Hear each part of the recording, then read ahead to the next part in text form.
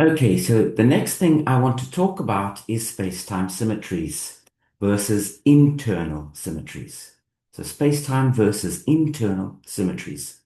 I'm going to give you an example of an internal symmetry, and then we'll talk about the important aspects of it. So let's just put here, new section, uh, space-time versus internal symmetries. Good. And we are starting off with an internal symmetry. Okay, so you know that the action is equal to an integral d4x, d4x of the Lagrangian density. And I'm going to study the Lagrangian density for a complex scalar field. So for a complex scalar field, we have L is equal to 1 half d mu phi star minus m squared over 2 phi star. Good. Okay. Um, what is the transformation law for the symmetry? Well, it's the following. Phi of x goes into phi primed of x, which is equal to e to the I alpha phi of x. Phi primed, sorry, phi star of x goes into phi star primed of x, which is e to the minus I alpha phi star of x. And in this transformation law, the thing that is very important is that alpha is a constant. So it's independent of the space-time coordinate x mu. And so why is it important that alpha is a constant? Well, because alpha is a constant, you know that something like d mu phi will go into d mu phi primed of x, and this is just e to the I alpha d mu phi of x. And that's because the derivative doesn't act on e to the I alpha. So I can just pull the e to the I alpha out. So that's why it's important that alpha is a constant. Now it's easy to see that this is actually a symmetry of the Lagrangian density. You see, if you think about how this transformation law works, we know that d mu phi will pick up an e to the I alpha, d mu phi star will pick up an e to the minus I alpha, and the product of those two will cancel. In exactly the same way, phi picks up an e to the I alpha, phi star picks up an e to the minus I alpha, and again the two phases cancel. So this is a symmetry because the value of the action doesn't change.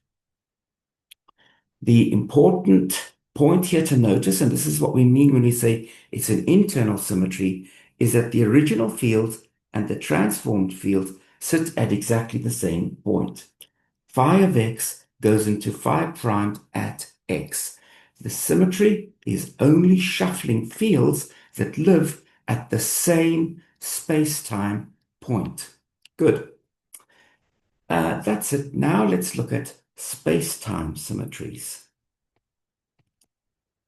So space-time symmetries.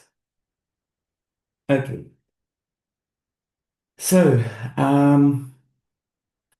with a space-time symmetry, you consider what happens, for example, if x mu goes into x primed mu, which is equal to x mu plus a mu. So now the actual symmetry acts on the space-time coordinate, and this is, you know what this would be. This would just be a translation. Okay? Now let's talk about what is the transformation law for the field under a translation. Well, phi of x will go into phi primed of x, and this will be equal to the phi of x minus a. And similarly, phi star of x will go into phi prime star of x, which is equal to phi star of x minus a.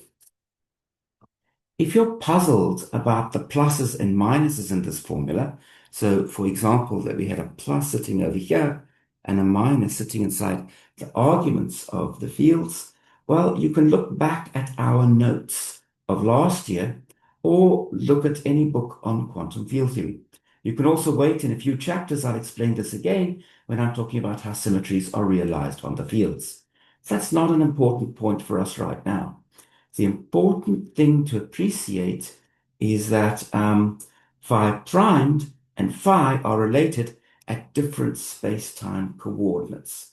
And this is what we mean by a space-time symmetry. We relate phi primed of x and phi of x at different points x and x minus a. If I was talking about something like, say, a Lorentz boost, then my transformation law, so let's just say a boost, if I was looking at a boost, then I know that x mu is transformed into x primed mu, which is equal to lambda mu x mu. And if I wrote down my transformation law, phi primed of x would be equal to phi of lambda inverse x, and phi star primed of x would be equal to phi star of lambda inverse x. So once again, we're relating fields, the transform field at x to the original field at some different space-time coordinates. So that's what we mean when we talk about a space-time symmetry translations. Lorentz transformations, rotations, boosts, scale transformations, and special transformations are all examples of space-time symmetries. So our conformal group is going to produce for us a space-time symmetry. Now, it turns out that by using Newton's theorem, we will be able to get conservation laws both from internal symmetries and from space-time symmetries. So both of these types of symmetries lead to conservation laws. Good. So I hope it's clear. With an internal symmetry, phi and phi primed, the field before and after the transformation are at the same point x, whereas with a space-time symmetry, phi primed and phi live at different points x. Good. So now we're going to discuss the difference between global and local symmetries.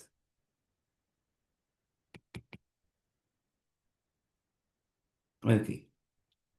So global and local symmetries. Let's first of all start off with a global symmetry. Global symmetry. Good. Okay. So we might have phi of x goes into phi primed of x, which is just equal to e to the I alpha phi of x.